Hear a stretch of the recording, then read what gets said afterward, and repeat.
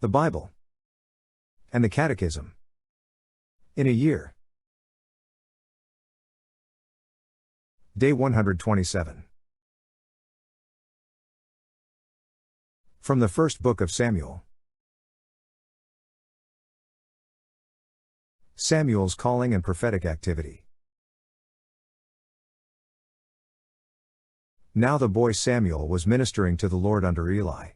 And the word of the Lord was rare in those days, there was no frequent vision. At that time Eli, whose eyesight had begun to grow dim, so that he could not see, was lying down in his own place, the lamp of God had not yet gone out, and Samuel was lying down within the temple of the Lord, where the ark of God was. Then the Lord called, Samuel. Samuel. And he said, Here I am.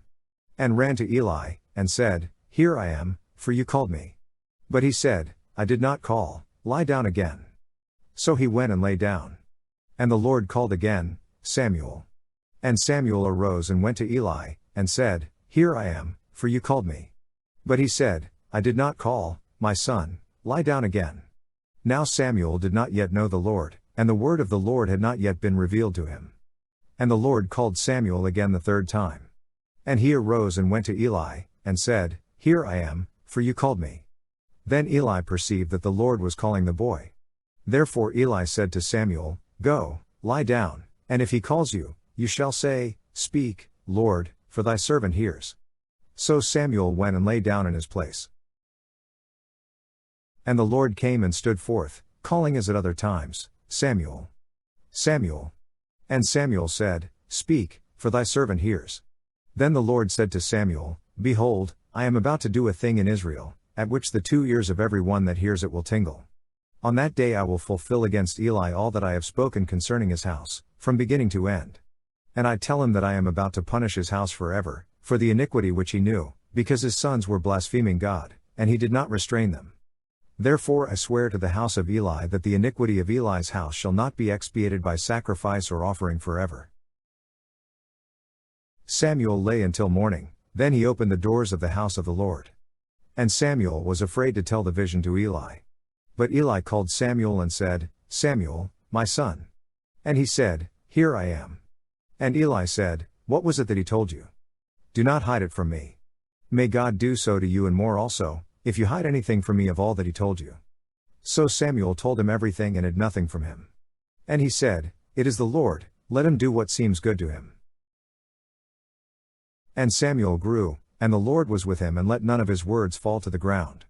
And all Israel from Dan to Beersheba knew that Samuel was established as a prophet of the Lord. And the Lord appeared again at Shiloh, for the Lord revealed himself to Samuel at Shiloh by the word of the Lord. And the word of Samuel came to all Israel. The Ark of God captured. Now Israel went out to battle against the Philistines, they encamped at Ebenezer, and the Philistines encamped at Aphek.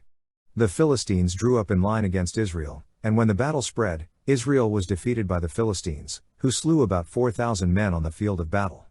And when the troops came to the camp, the elders of Israel said, Why has the Lord put us to rout today before the Philistines? Let us bring the ark of the covenant of the Lord here from Shiloh, that he may come among us and save us from the power of our enemies. So the people sent to Shiloh, and brought from there the ark of the covenant of the Lord of hosts, who is enthroned on the cherubim, and the 2 sons of Eli, Hophni, and Phinehas, were there with the ark of the covenant of God. When the ark of the covenant of the Lord came into the camp, all Israel gave a mighty shout, so that the earth resounded. And when the Philistines heard the noise of the shouting, they said, What does this great shouting in the camp of the Hebrews mean? And when they learned that the ark of the Lord had come to the camp, the Philistines were afraid, for they said, A god has come into the camp. And they said, Woe to us! For nothing like this has happened before. Woe to us! Who can deliver us from the power of these mighty gods? These are the gods who smote the Egyptians with every sort of plague in the wilderness. Take courage, and acquit yourselves like men, O Philistines, lest you become slaves to the Hebrews as they have been to you. Acquit yourselves like men and fight. So the Philistines fought, and Israel was defeated, and they fled, every man to his home, and there was a very great slaughter, for there fell of Israel 30,000 foot soldiers. And the ark of God was captured, and the 2 sons of Eli, Hophni, and Phinehas, were slain. Death of Eli. A man of Benjamin ran from the battle line, and came to Shiloh the same day, with his clothes rent and with earth upon his head. When he arrived, Eli was sitting upon his seat by the road watching, for his heart trembled for the ark of God. And when the man came into the city and told the news, all the city cried out. When Eli heard the sound of the outcry, he said, "What is this uproar?" Then the man hastened and came and told Eli. Now Eli was 98 years old and his eyes were set, so that he could not see. And the man said to Eli, "I am he who has come from the battle, I fled from the battle today." And he said, "How did it go, my son?" He who brought the tidings answered and said, "Israel has fled before the Philistines, and there has also been a great slaughter among the people. Your 2 sons also, Hophni and Phinehas, are dead, and the ark of God has been captured." When he mentioned the ark of God, Eli fell over backward from his seat by the side of the gate, and his neck was broken and he died, for he was an old man, and heavy. He had judged Israel 40 years.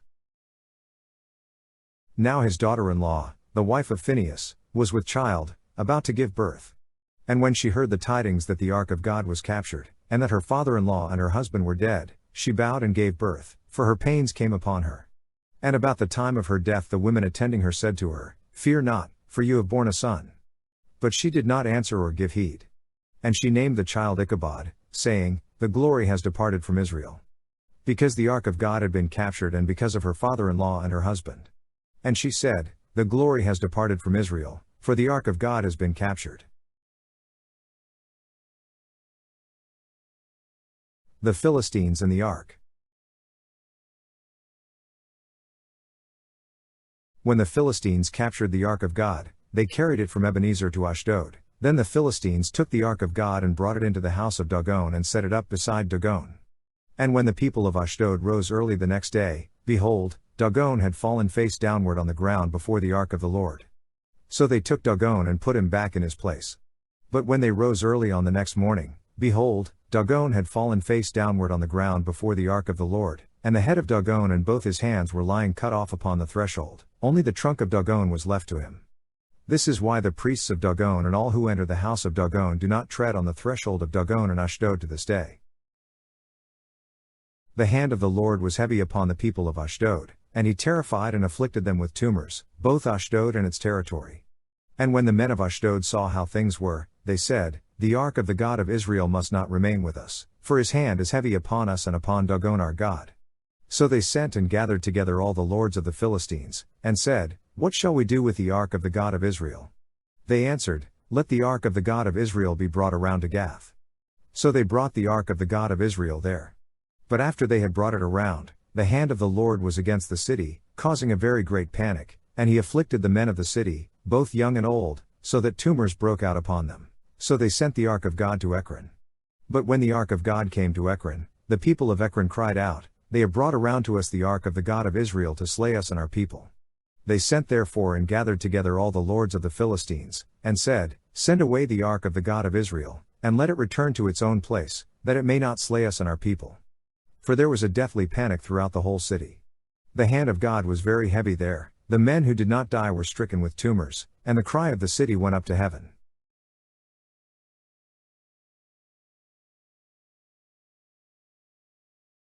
From the Book of Psalms.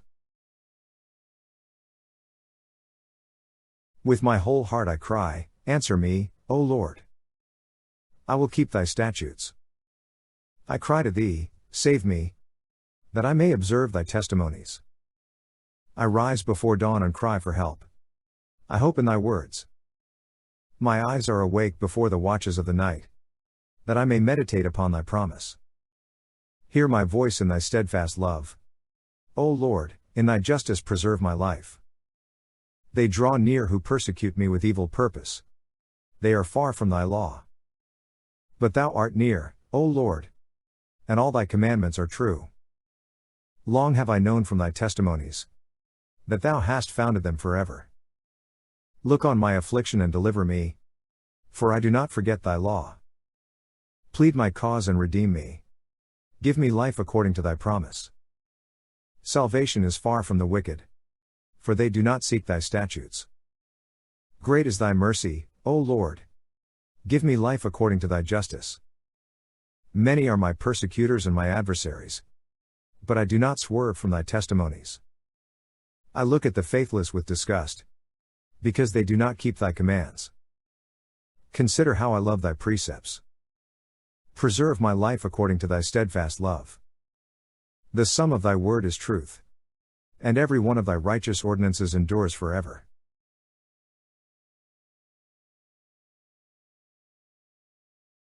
From the Gospel of Mark. Jesus heals the Gerasene demoniac. They came to the other side of the sea, to the country of the Gerasenes. And when he had come out of the boat, there met him out of the tombs a man with an unclean spirit, who lived among the tombs, and no one could bind him any more, even with a chain, for he had often been bound with fetters and chains, but the chains he wrenched apart, and the fetters he broke in pieces, and no one had the strength to subdue him. Night and day among the tombs and on the mountains he was always crying out, and bruising himself with stones. And when he saw Jesus from afar, he ran and worshipped him, and crying out with a loud voice, he said, What have you to do with me, Jesus, Son of the Most High God? I adjure you by God, do not torment me. For he had said to him, Come out of the man, you unclean spirit. And Jesus asked him, What is your name? He replied, My name is Legion, for we are many.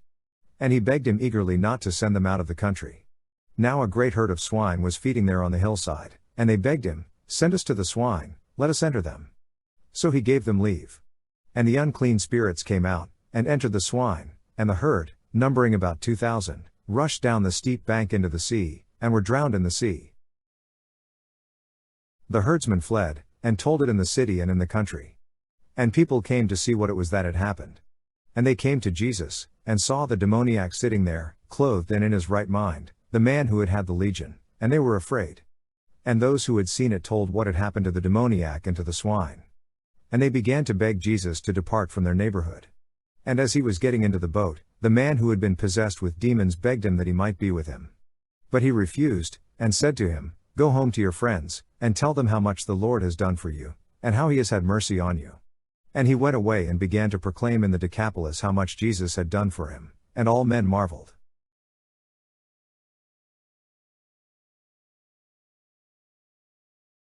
From the Catechism.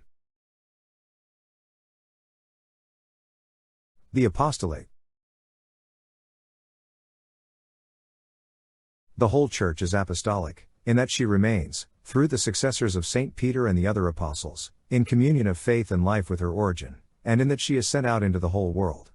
All members of the Church share in this mission, though in various ways. The Christian vocation is, of its nature, a vocation to the apostolate as well. Indeed, we call an apostolate every activity of the mystical body that aims to spread the kingdom of Christ over all the earth.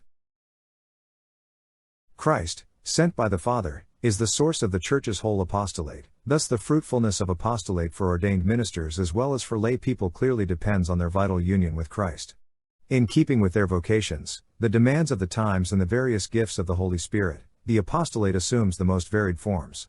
But charity, drawn from the Eucharist above all, is always as it were, the soul of the whole apostolate.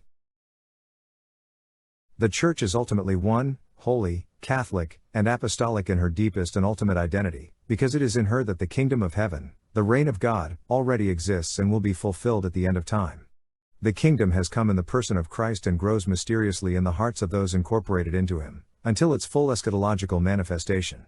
Then all those he has redeemed and made holy and blameless before him in love, will be gathered together as the one people of God, the bride of the Lamb, the holy city Jerusalem coming down out of heaven from God, having the glory of God. For the wall of the city had 12 foundations, and on them the 12 names of the 12 apostles of the Lamb. In brief, the Church is one, she acknowledges one Lord, confesses one faith, is born of one baptism, forms only one body, is given life by the one Spirit, for the sake of one hope, at whose fulfillment all divisions will be overcome. The Church is holy, the most holy God is her author, Christ, her bridegroom, gave himself up to make her holy, the Spirit of holiness gives her life. Since she still includes sinners, she is the sinless one made up of sinners. Her holiness shines in the saints, in Mary she is already all holy. The Church is Catholic, she proclaims the fullness of the faith. She bears in herself and administers the totality of the means of salvation. She is sent out to all peoples. She speaks to all men. She encompasses all times. She is missionary of her very nature. The Church is apostolic. She is built on a lasting foundation, the 12 apostles of the Lamb. She is indestructible. She is upheld infallibly in the truth. Christ governs her through Peter and the other apostles, who are present in their successors, the Pope and the College of Bishops. The sole Church of Christ, which in the Creed we profess to be one, holy, Catholic, and apostolic, subsists in the Catholic Church, which is governed by the successor of Peter and by the bishops in communion with him. Nevertheless, many elements of sanctification and of truth are found outside its visible confines.